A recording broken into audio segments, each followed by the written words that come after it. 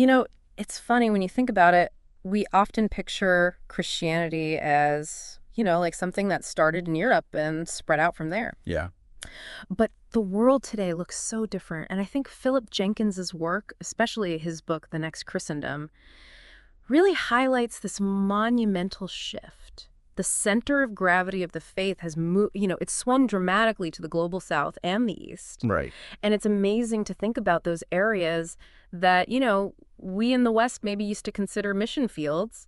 They're now these vibrant centers of Christian life, and they're even sending out a significant number of missionaries themselves. It's pretty remarkable. It really is. I mean, what strikes me is the sheer speed and scale of this change. Yeah. We're not just talking about, a few more Christians here and there. Mm-hmm. This is a fundamental reshaping of global Christianity. It's a whole new landscape. Exactly. And that's precisely what we're going to dive deep into today.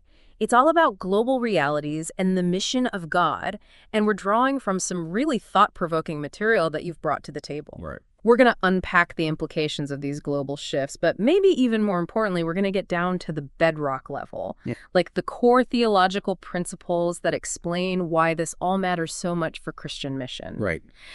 Our aim for you, our listener, is to come away with a clear understanding of these changes and the thinking, the foundational thinking behind Christian outreach, without getting bogged down in a ton of details. I like that. We're aiming for those aha moments, the insights that really stick with you. Makes sense.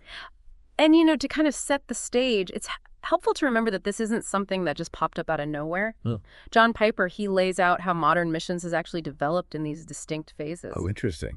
First with William Carey, the focus was largely on reaching coastal regions, right? Making contact with those port cities and spreading out from there. Then along comes Hudson Taylor, and he really pioneered the effort to reach inland populations, going deeper into the continents. And finally, we have Cameron Townsend and the work of Wycliffe Bible translators, and they really highlighted the critical importance of reaching every people group in their own language. Yeah, that was huge. That shift from just a geographical focus to one that centered on specific cultural and linguistic communities, that was a real turning point. Absolutely, a watershed moment. And thinking about this big picture, the Third Lausanne Congress in Cape Town back in 2010, they actually identified 6 major issues that are going to deeply influence the future of the church and how we approach world evangelization. Okay. Just to give you a quick overview of what we're talking about here. Yeah. So we're looking at the challenge presented by the new atheism and how do we articulate a compelling case for truth. Right. Then there's the pervasive impact of hedonism and this urgent call for genuine, authentic faith. Then we have to grapple with the reality of Islam and how to engage thoughtfully with all the world faiths. Okay. And then there's the whole complex reality of our interconnected, globalized world and what new priorities does that demand of us. And of course, we can't ignore the profound brokenness of our world and what is our role in bringing reconciliation and hope. Yeah.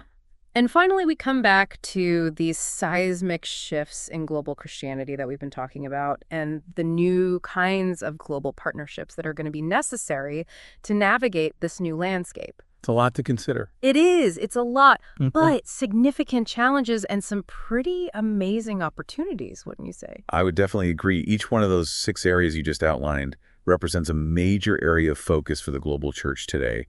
They underscore just how diverse and complex the challenges and opportunities are for believers in the 21st century. Yeah, and they really require careful theological reflection and strategic action. We can't just jump in without thinking it through. Exactly. Okay, so let's unpack this a little bit more. While understanding these global realities is super important, the sources we're looking at, they emphasize that we really need to go deeper. It's not enough to just, recognize that the map of Christianity is changing. We need to understand the compass, the theological and biblical truth that guide the entire mission. That's a great analogy. I mean, think about it this way. You need to understand the terrain to make a journey, but knowing your destination and having a reliable map, in this case, a solid theological framework, is absolutely essential. Exactly. Otherwise, you're just wandering around. Right. You could end up going in circles or even worse, heading in the wrong direction entirely, no matter how good your intentions might be. And speaking of a changing map, some of the statistics that Mark Knoll pointed out and that Piper then picks up on are honestly pretty astonishing. Oh, yeah. You mentioned earlier the power shift, and these numbers really write home. For instance, Christian adherence is actually stronger in Africa today than it is in Europe. Wow. And get this, the number of practicing Christians in China is potentially on par with the number in the United States. That's remarkable. And here's where it gets really interesting when we look at actual church attendance. It paints an even more vivid picture. So you have more people attending church in Kenya than in Canada. Really? More worshipers in Nagaland than in Norway. That's amazing. And think about this. The number of cross-cultural missionaries coming from Brazil now exceeds the number from Britain or Canada. Wow. That's a complete reversal of the historical pattern. It really turns the traditional narrative on its head. And the trends continue.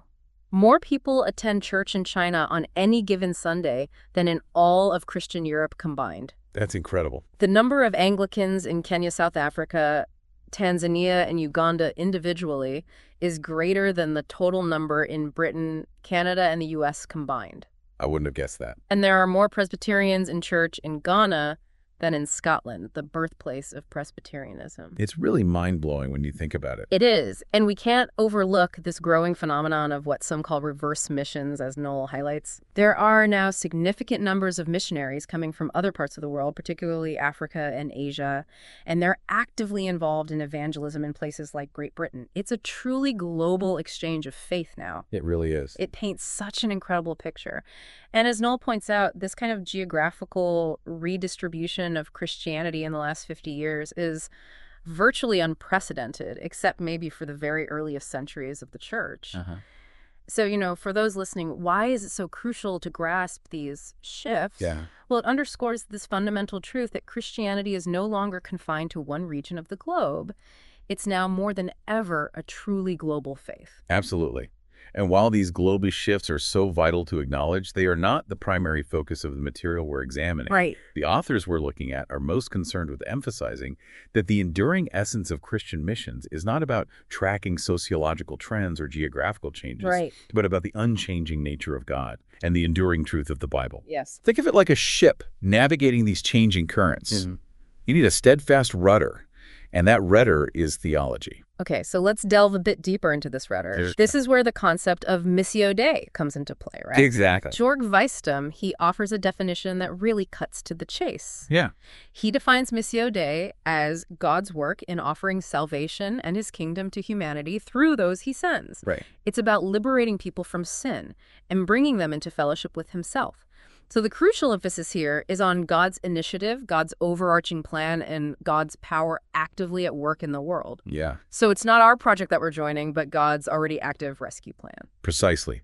And John Piper's aim really aligns with this God-centered perspective. Yeah. He talks about cultivating world Christians who are God-centered, Christ-exalting, spirit-powered, soul-satisfied, Bible-saturated missions, mobilizing soul-winning and justice pursuing. That's quite a mouthful. It is. It's a comprehensive vision of faith that's deeply anchored in God.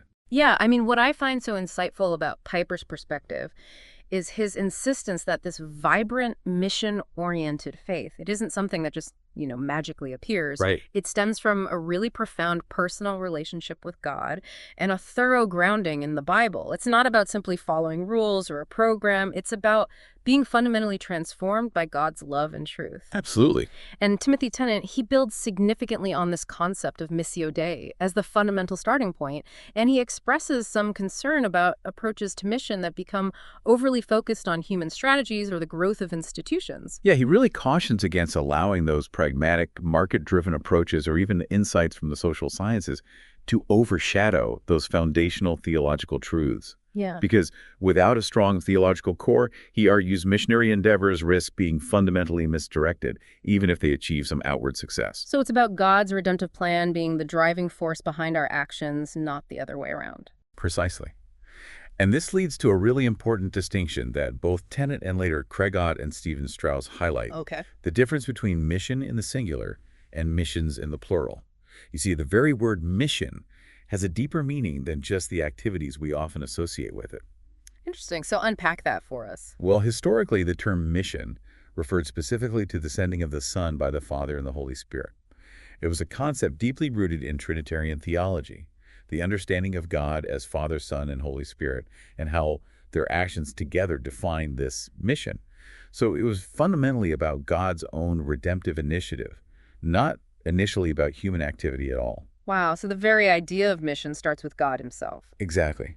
But over time, the way we commonly use the word mission has evolved. It's become much more common to use it, and especially missions in the plural, to describe the various activities and efforts undertaken by the church to spread the gospel and expand God's kingdom around the world. So missions is kind of like the practical outworking of that bigger mission. That's a good way to put it. And Tennant articulates this distinction very clearly. Okay. He says, mission refers to God's redemptive historical initiative on behalf of his creation, whereas missions refers to all the specific and varied ways in which the church crosses cultural boundaries and participates in his mission. So it's about recognizing that our efforts are a response to and a participation in something much grander that God himself is initiating and sustaining. It's like we're joining in on something that's already in motion. Exactly. Oh. And Ott and Strauss, they reinforce this understanding, defining mission as the sending activity of God with the purpose of reconciling to himself and bringing into his kingdom fallen men and women from every people, nation, and tongue. And the church is serving as God's primary agent in this. So to reiterate this crucial distinction, God's overarching mission is ultimately about him, for him, and originating from him. Christian missions, on the other hand, represents our participation, the church's active involvement in that grand overarching mission of God. And understanding that relationship, that we are joining something already in motion, initiated and sustained by God, is absolutely vital for a proper understanding of our role. Absolutely. Couldn't have said it better myself. So to bring all of this together for you, our listener, we've explored these truly significant shifts happening in the global landscape of Christianity. It's no longer simply a story of the West reaching out to the rest of the world, but beneath these changes lies a more profound reality, the theological foundation of Christian mission, which we understand as Missio Dei, God's own active work in the world. And a key element in grasping this is recognizing the distinction between God's singular mission and the church's plural missions, our way of participating in what God is already doing. That's a great summary. Understanding God's mission provides the essential framework and the ultimate motivation for the church's engagement in missions. It reminds us that we're a part of something far greater than ourselves, driven by God's love and his comprehensive plan for the world. It's a humbling and inspiring thought. It really is. So here's a final thought for you to really consider. Okay. Given that the very concept of mission originates entirely with God, how does this understanding reshape your perspective on the purpose and the practicalities of missions in the world today? That's a good one. What implications does this have for how you as an individual or as part of a community engage in sharing your faith and serving others? Perhaps explore some of the resources we've touched on today to delve even deeper. It's an ongoing conversation with profound implications, but the core truths remain timeless and foundational. I think that's a great place to leave it. Well, thanks for joining me today for this deep dive. It's been a really enlightening conversation. The pleasure was all mine. And to all our listeners, thanks for tuning in. We'll catch you next time. See you then. Bye.